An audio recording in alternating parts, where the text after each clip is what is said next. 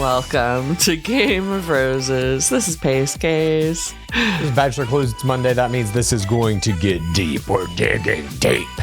Woohoo! Almost every clip from today's Digging Deeper is Theresa Nist on Dear Shandy because it was a smorgasbord, a veritable treasure trove of tids. We also have a couple of clips from Happy Hour about the recent finale of Golden Bachelor Season 2 with Meg and Pell. Nope. Mel and Peg. Bye. Meg and Pell. Oh, the gorgeous offering of Golden Bachelor season finale that made it all worth it to watch the whole season. My brain. You've got the cuvettes pregnancy by association syndrome. Yeah, exactly. I'm going crazy too. Thanks for joining us. Do we have any business up here? We got no business? Slomwa, season 3, popping off. Slomwa, we will have posted an episode by now. We need to figure out what day of the week do you want those to come out? What day of the week? Yeah. Sound off. God's Day, maybe? Sundays?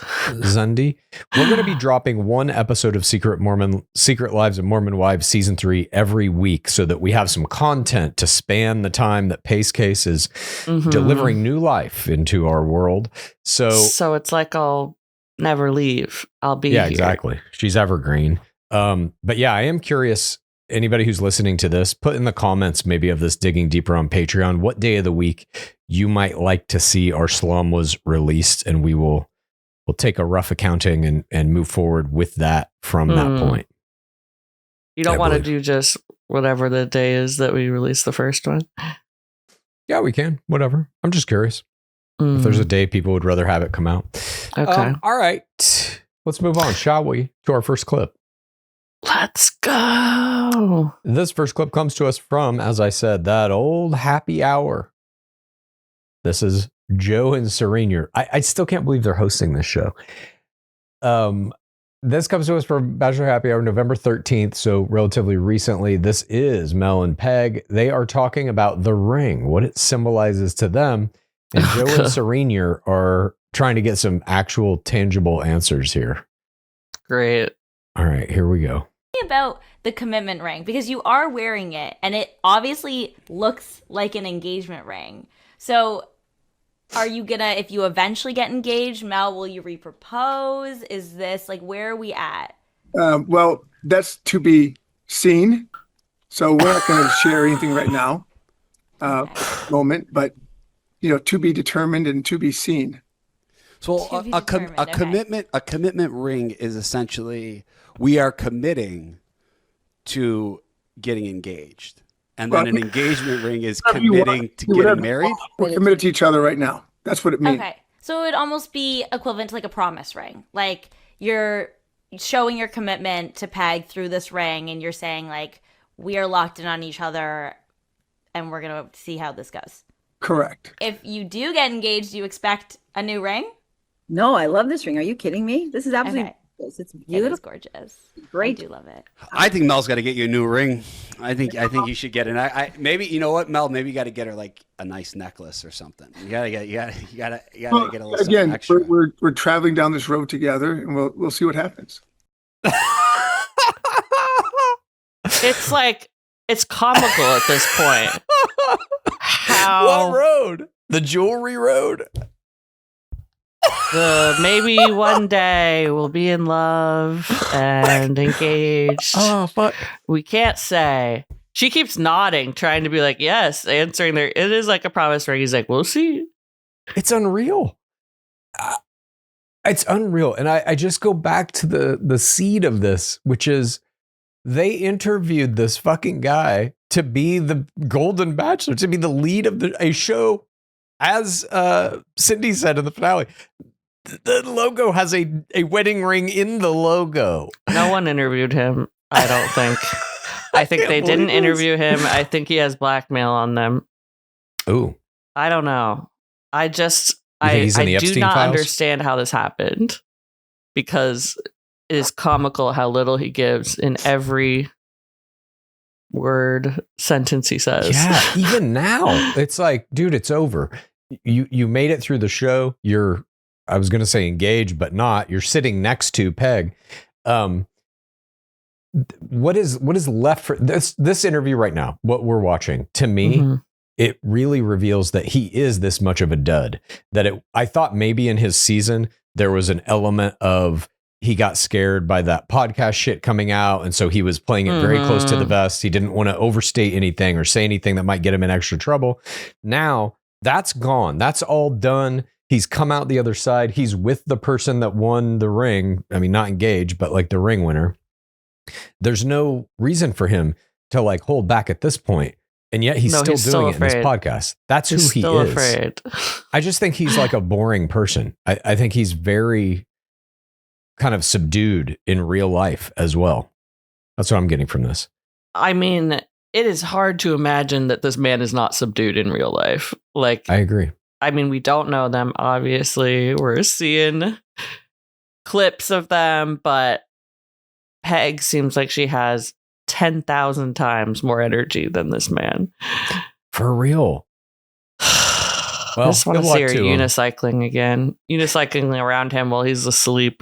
Yeah. She's juggling. She's doing backflips on a unicycle, fucking breathing fire. And he's just like, have you seen my hokas?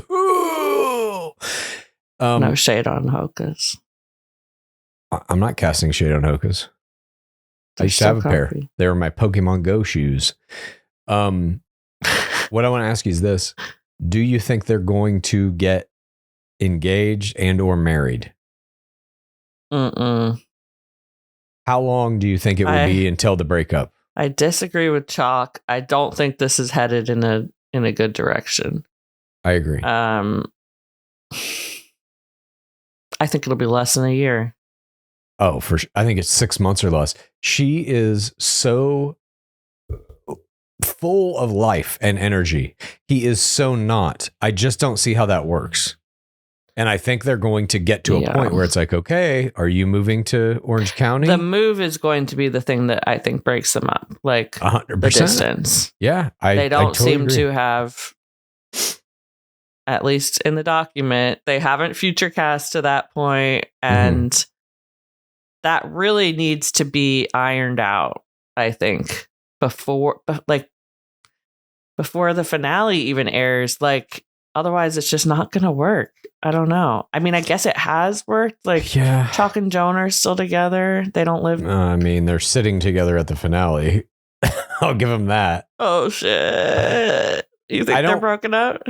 No, I don't think they're broken up. But they're doing what they need to do to get their deals and stuff. But I think with Mel and Peg in the fantasy suite, that conversation probably came up. That was probably one of the big things that they needed to address. Who's going to move where?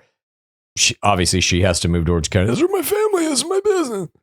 So she said yes. I think I would do that if it gets to that point. I think she might have slow stepped him just like he was slow stepping her. Like, yes, let's keep dating and see where this goes. And if it gets to a point where there's an engagement, I will move there. I just don't think fireplace you right back. Yeah, I just don't think that point's going to come. I think it's a doomed relationship. I agree. And look, I like to root for love, but not with him. This ain't love. I don't know. Yeah, I agree 100%. Sorry, I could be wrong.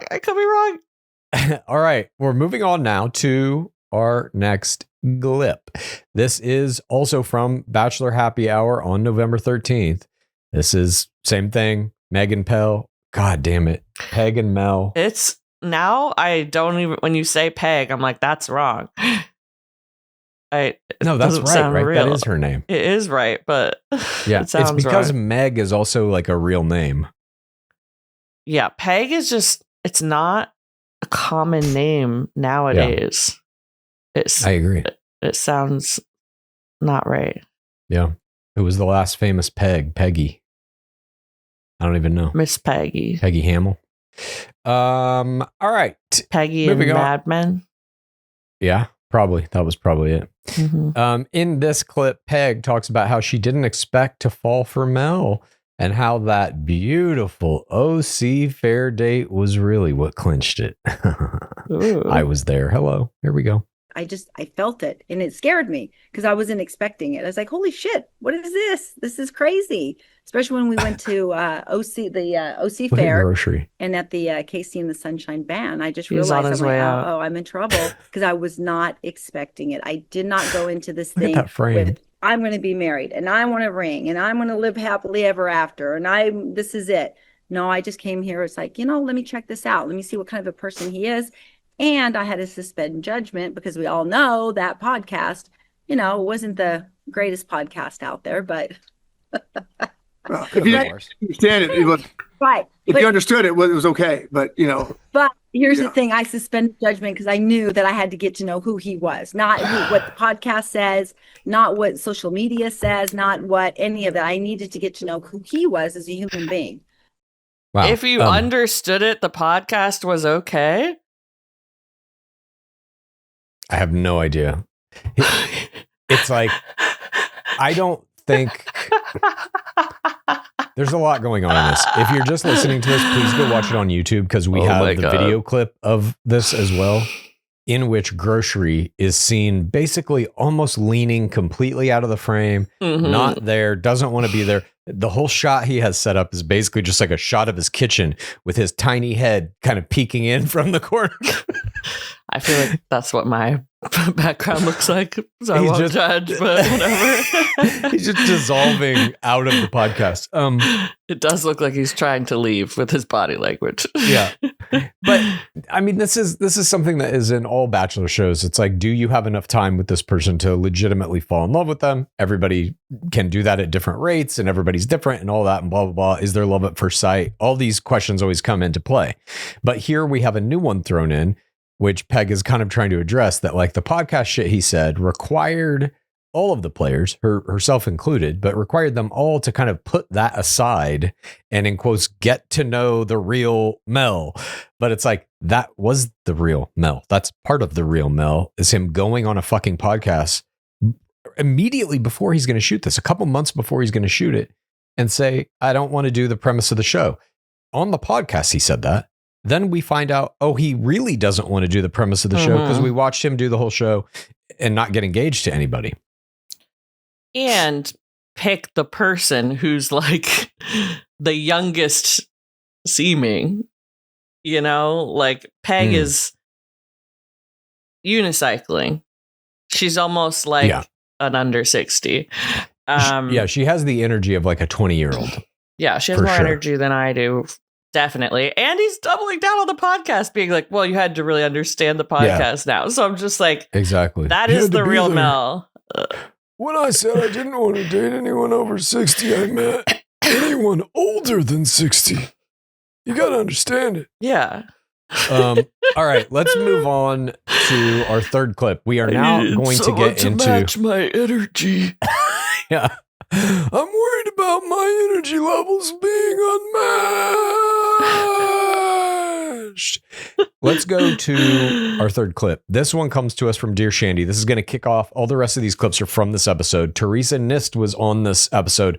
They got wild shit out of Theresa Nist about her ongoing, I guess it's not a feud with Gerry, but you remember how Gerry said she should be scared about his book coming out and all that shit? Like threatening her? I mean, I would say it seems to be a feud right now. I feel like they're kind of going back and forth.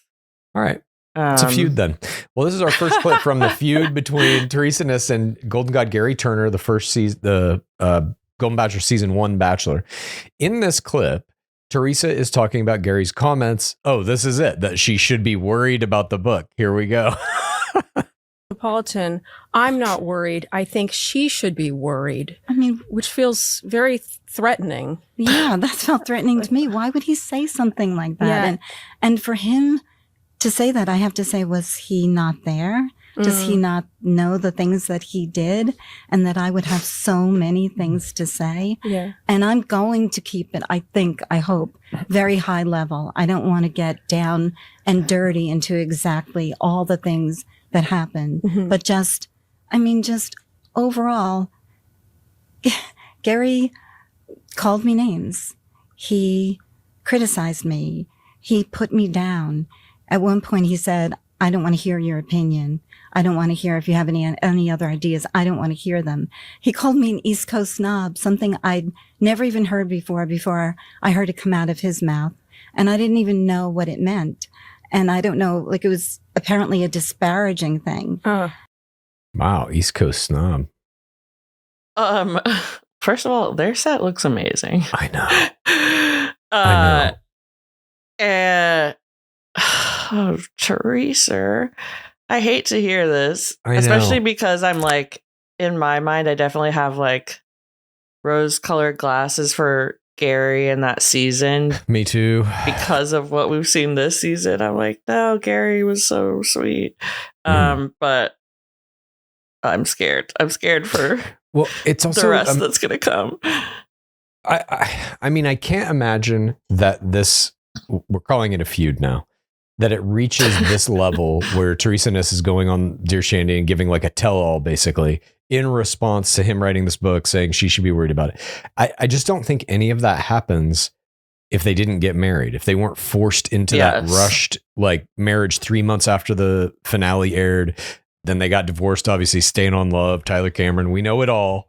We remember the history, the rich history of the Staying on Love. But I don't think any of this happens. I think everybody's like kind of okay with everything if they were just allowed to be engaged and then amicably part a few months later, as all couples do in Bachelor Nation. 100%. I think like it puts so much more pressure on the relationship. And maybe that's why they were okay with Mello doing his string ring. I don't know, but I feel like so many things like have come out about Gerry since, and I'm like, we just need to, can we just vet these people? Like, there's so many sweet people in the world. Like, can we just get a nice Golden Bachelor? I mean, the real travesty to me with this current Mel Owens season is exactly what you're saying. Not only do we have so many sweet people, we have many of them in Golden Bachelorette season 1. You had a lot to choose from to make your next Golden Bachelor, and they picked none of them and instead went with a guy who is the antithesis of the premise of the show. Antithesis in so many ways, it's comical at this point. Yes. And even I was like, wait, are they outside during that clip? Peg's kind of holding on to him. He's just got his football stance. He's not touching her. I'm not a body language expert, but it's not looking good. Yeah. You know what Jessica Castro should have done? She's the golden showrunner. On night 1, she should have found some way to orchestrate a big accident. Oops. Mel's in the hospital now. He can't continue. What are we going to do? I don't know. We got all this stuff booked. Why don't we just make this whole season a ladies' trip around the world? That'll be fun. Oh, I thought you have Charles emerge from the pool like Tayshia. Sure, that too. That would have been cool. I mean, there are ways that you could have gotten Mel out of there. They would have been controversial, and maybe you get fired of them over them. I'm not sure, organizing an accident. I'm not saying you organize it. I'm just saying accidents happen. Oh my God. They do. Okay. Clues, this is not good for our audition to be showrunners. ABC put us in charge. Accidents happen. All right. Let's move on to our... Oh, God. This is our next clip, also from Dear Shandy, also with Theresa Nist. In this clip, Theresa is talking about Gerry's temper. This is insane. God. Oh, God. Here we go. If you want to hear this clip about Theresa talking about Gerry's bad temper, and you want to hear all the rest of the clips revealing all of the dirty details of their relationship, as well as all of our other Digging Deepers, all of our Clues Corners, PaceCase Palapas, access to our Discord, ad-free episodes, live shows every Monday at 4:30 p.m. PST, as well as Casa Gore with Secret Lives of Mormon Wives Season 3 popping off right now. If you want all of that, all you have to do is go to patreon.com/Game of Roses. Join us in the bottom of the pit. Please rate this podcast. Please review this podcast.